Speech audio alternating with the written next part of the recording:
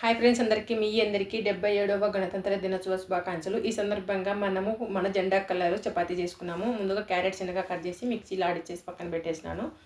ఒక కట్ట పాలకూర కూడా మిక్సీలో ఆడిచ్చేసి పక్కన పెట్టేసుకొని ఇప్పుడు పిండిలోకి నూనె ఉప్పు వేసేసి కలిపి కొద్దిగా క్యారెట్ ఆడించుకోండేది ఆ పిండిలోకి వేసేసి కొద్దిగా 2-3 చపాతీలకి అంతా కలిపి పక్కన పెట్టేసేసినాను. ఇప్పుడు పాలకూరతో కూడా పిండి కలుపుకొని పక్కన పెట్టేసుకొని ఇప్పుడు వైట్ గోధుమ పిండి ఒకటి సపరేట్గా కలిపేసుకొని చూడండి, కలిపేసి కొద్దిసేపు 3 రకాలు కలిపేసుకున్నాం కదా.